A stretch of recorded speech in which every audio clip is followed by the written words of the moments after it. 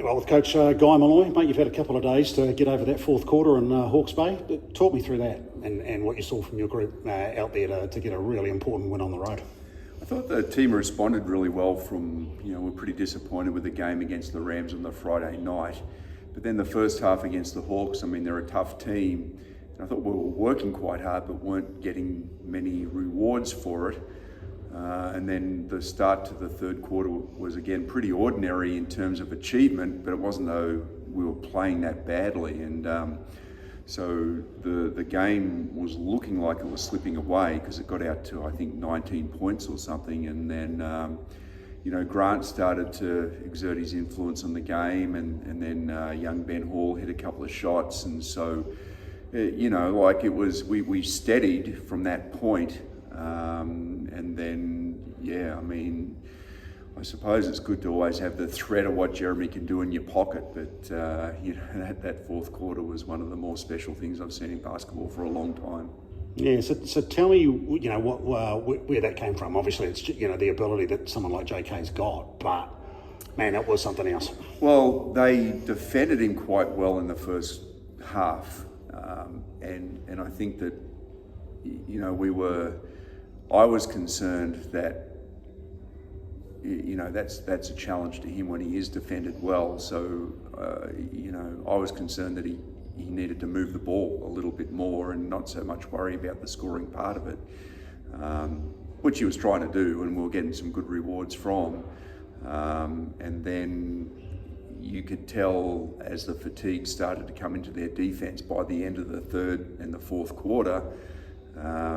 There was a bit of sting that was taken away from that defence. It was really good in the first quarter, say, and then he just started to roll, and then he just started to pour it on, and then I think it was about 8 shots in a row, and it was like, my goodness, just do what you want to do. By that point, I think the one-legged three-pointer, somehow he got that shot over Hiram Harris. I don't know how when I look back at it. That was probably the shot mentally that won the game, I reckon. And you've called it a very important win from a culture point of view. So tell us a little bit about that, because obviously an important building block still early in the year. Yeah, it's still early, and all teams are finding their way. But we've been dealing with adversity, which publicly is kind of not.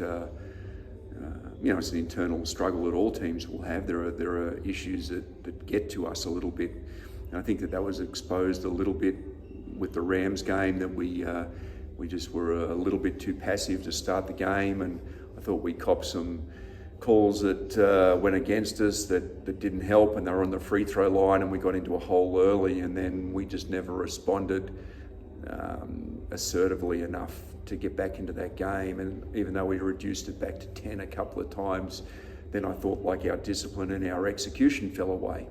So all these things, the assertiveness, the discipline, the execution, that's what we wanted to respond and really correct, because the best teams are going to be strong in those areas, and we've got a young team, so we're going to have to go through our learning phases with that.